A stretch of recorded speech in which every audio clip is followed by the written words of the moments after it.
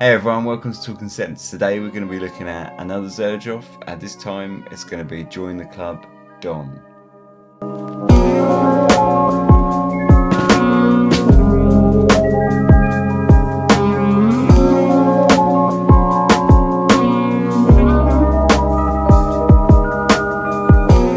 So Xerjoff Don, what's that all about? It's another Xerjoff from the Join the Club line. It's another Join the Club Xerjoff that doesn't really get talked about very much. I don't know why this one doesn't get talked about very much. When you see the note listing for it, you would think that it's kind of would spark more kind of interest, because the note listing for this is pretty interesting, but it's also complete nonsense, about 90% nonsense. So the official notes for this are, I'm going off my head because it doesn't matter because they're nonsense anyway, but it's quite simple, and I think it gives it as gunpowder, cash money, tobacco, and whiskey, and I think that's it. And that's like the official note listing, or the note listing that's on websites and stuff. Now, for straight up starters, gunpowder and money, no, they're just not in it. So when you first spray this, you get something that could have those associations if someone told you. For example, if you smell it and someone sits and tells you, can you smell money in that? Can you smell gunpowder in that? Maybe you can make those associations, but if you just sprayed this blind on someone, so tell me what your dads think that smells like, they're not going to come up with gunpowder and they're not going to come up with money. They just don't exist. But we'll talk about that in a second when I spray it. The rest of the note listing, so it's dead simple and it's mostly true. So let's give it a spray and talk about that opening. So say Don doesn't get talked about very much. Now, when you smell the opening, you probably will know why, or you might kind of think that that's why, because the opening of Don is the weakest of all of the Join the Club lines that I've smelled. I think it's a mess and I don't like it at all. So what does it smell like? You get this kind of metallic smoke, and that's kind of it. It's basically this kind of quite acrid metallic smoke. It's not very nice, and it's basically a mess. So Don is supposedly like gangsters, right? Which is laughable when you actually get into this fragrance in a minute. But yeah, it's supposed to be gangsters. So they're going for this kind of money and gun smoke. And I'm quite interested in gun smoke smells because I'm making my own fragrance that has a gun smoke, and so I'm always interested to see how other companies do it. But in this case, it's I would just, there's just nothing gun smoke about it. There's this very faint. So what the opening actually is a very faint smoke, a very faint metallic smell. And then a kind of, there's a like a bergamot in there. That's actually quite nice. But otherwise, that's it. And it's sort of a mess. And it's not very, it's fine. It's inoffensive. But it's really nothing special. But, Don is, let's say it's a grower, not a shower, because it gets a lot better. In about 10 minutes, 5-10 minutes, this opening that is nonsense is going to fall off a cliff completely and just not come back. And instead, what it's going to be replaced by is a really simple fragrance. And all it is we're going to get some pepper. Well, first of all, the opening's going to start getting slightly more peppery, and it hasn't quite started that yet. But I've worn this quite a bit. I know what happens. So basically, you get this opening that I explained, and that opening starts getting more and more peppery as it kind of goes on for about 10 minutes, and it gets quite, pepper. It's like a black pepper, and then as that happens, to say that opening is going to just fall off a cliff and disappear and be replaced instead by quite a nice vetiver. As that vetiver kind of blooms, it's going to come up with some cedar underneath that and a little bit of tobacco next to that. And it's really nice. And that's the kind of cleverness of this fragrance starts kind of coming out then, because that's it. That's the fragrance for a long, long time. From there until the end of the fragrance, that's it. There is some extra tricks, but I'll come to them in a minute. But that's it. So you would think that's actually really simple, right? Okay, so it's a vetiver and wood. That doesn't sound interesting. But when you think about what they do in here, right, it's quite clever. So the vetiver's really nice for a start. And underneath the vetiver is quite a rough cedar. And it's really nice. But when you look at vetiver, it has like two kind of facets mainly, right? It's like got a woody part and a kind of spicier part.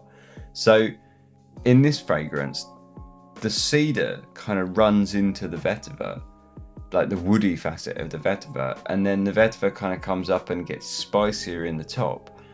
And then that spices runs into the black pepper.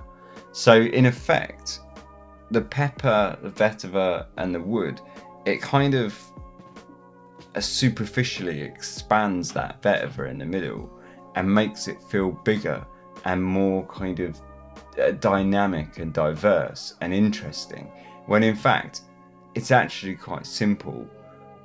It's just cedar, vetiver, pepper.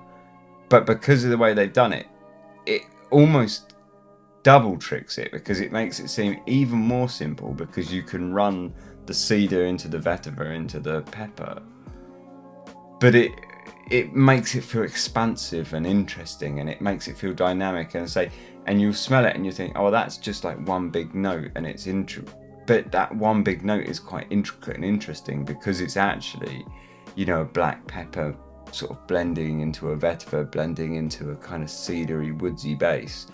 That's about as basic as you can get. Later, as that kind of goes on, after about sort of 20-30 minutes, definitely not got there yet, but after about 20-30, so now the vetiver's coming out. So it's taken sort of like between like sort of 5-10 minutes, right, for that vetiver to start coming out and that kind of top end to kind of drop off a cliff. But then, say after about half an hour, what's going to start coming out is you're going to start getting this kind of whiskey note come out, and the whiskey note in this is really interesting, and it's really nice, and it's very photorealistic. It's one of the most photorealistic whiskies I think I've probably ever smelled. It's not, and it's not boozy in any way, which is weird, because it smells really like a whiskey, but it doesn't have the kind of headiness of, often when you get those kind of whiskey notes, they're very like kind of, what gives them the booziness is the kind of thick headiness of it, right? But in this, it's actually quite thin and quite fresh, and that essentially stops it being boozy really at all. And instead you get this quite clearly like a whiskey, but it doesn't feel like a kind of boozy whiskey at all. It feels like a nice fresh whiskey. And the thing is, I think without that whiskey, if you think about the rest of the fragrance, it's quite heavy, it's quite dense, it's got tobacco, it's got wood, it's got vetiver, that's quite dense and quite heavy kind of notes there. So the whiskey is just working to kind of pep it all up and bring it all up a little bit, which is interesting, because again, normally whiskey would be a kind of heady, dense kind of heart bottom note, but in this it's not. It plays much more around the middle, and it really kind of works to kind of bring it up and sort of give it a bit of a spring almost. And also, it's very sweet. It's a very like sort of caramelized whiskey. starts off with a whiskey and it gets sweeter and sweeter. But the interesting part is the sweetness in this fragrance is very transparent and clean. It's very sort of sheer. It's not like a kind of, again, like a kind of thick, dense sweetness, which quite often, you know, you tend to get sweetness from either like a big floral or like a vanilla or some sort of kind of sweet, kind of thick base note, right? But in this, you don't. There's to just say the sweetness is very transparent and very on the top and very sort of clean. And it just sort of plays into that whiskey to give it a kind of caramelized whiskey that kind of sweetens and sweetens and sweetens, and then that is the fragrance. That is the lot. That's the whole ball, right? And it's going to be from there, from about half an hour in until the end of the fragrance, which lasts about 9-10 hours. It's got great longevity. So what are we left with then, really? You end up with this like really nice vetiver that's got some black pepper and some cedar underneath that, and then this, and they kind of, although that's kind of the heart of the fragrance, the real lump of it, it's really the kind of the simple kind of backbone, and then around that, kind of sort of swirling around it and kind of playing the kind of main sort of the lead guitar, I guess, of the fragrance is this kind of whiskey and tobacco note, and it's just really nice. And they kind of play in each other because sometimes the sweetness is clearly in the whiskey, and sometimes that malted tobacco kind of feels a little sweeter, and they just play really well together. And it's just a really nice sort of roasted, comfortable tobacco with this kind of gorgeous kind of caramelized, not boozy at all whiskey, and it's fantastic. When you think about the marketing, it's ridiculous. It's about as anti-gangster as you can get. You know, this is not a gritty Don. You know, like, I mean, I don't know if you can see the logo on there, but you know, it's got like the kind of the mafia hat and stuff, and like the 1920s Tommy gun idea, and John, you know, like grit and grime. This is not a gritty or grimy fragrance. So the money and the gun smoke notes are just nonsense, really. I think they come in, I think that's what they're trying to do in the top, and it just fails. But this is not a gritty, grimy fragrance at all. This is just really quite safe, lovely, pretty, and quite sheer fragrance. And it's a cracker. It's an absolute cracker, I have to say. It goes from being the worst opening of any Xerjoff Join the Club that I've smelled to one of my favourite Join the Clubs, actually. I say,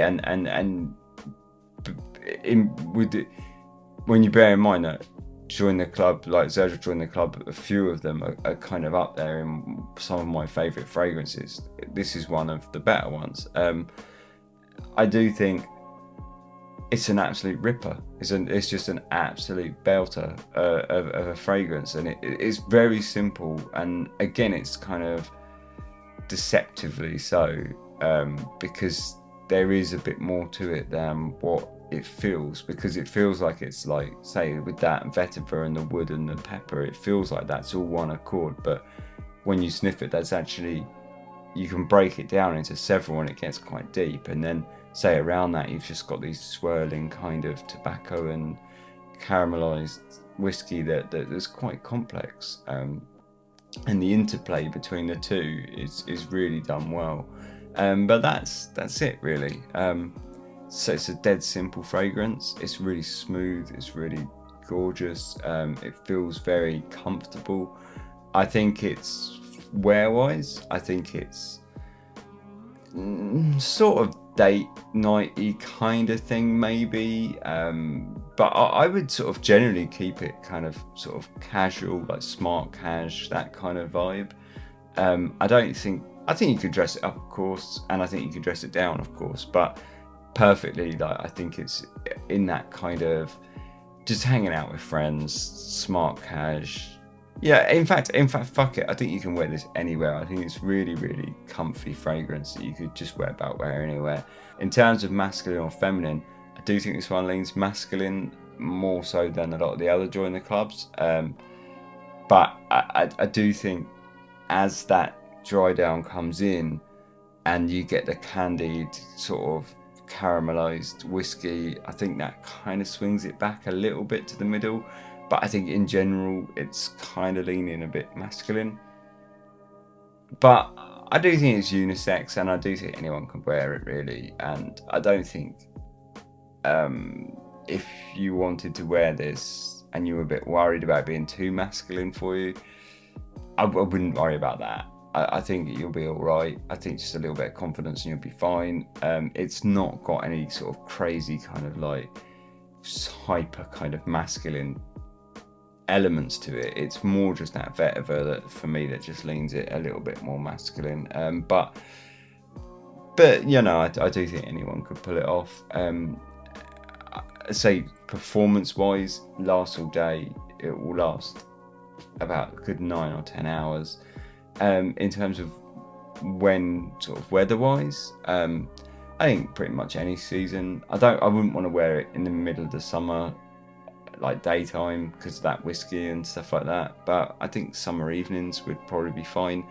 Obviously any of the colder months and spring, fine.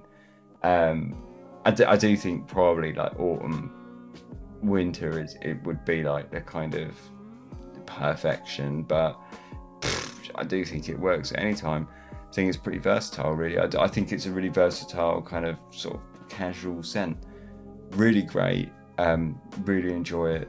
Surprised it's not talked about a little more, but it's, you know, especially with that note listings, but unfortunately the note listings are exciting but a bunch of nonsense. But anyway, yeah, thanks for watching. Like, subscribe, if you want. Say comments if you know anything, and if you have any experience with Don, or you know anything really. If you got any Gunsmoke fragrances that you think are worth sort of recommending, chuck them in the comments, because I'm always interested in the Gunsmoke elements of fragrances, because say I've been trying to hammer out a Gunsmoke in my fragrance for like a year, and I'm kind of there with the Gunsmoke. I'm working on other aspects of it, but I'm always interested to know, you know, to smell other people's Gunsmokes, because it's quite an interesting, obviously it's a fantasy note that's kind of, you know, your take on it. So yeah, anyway, I'm stop waffling. Thanks very much for watching. Cheers.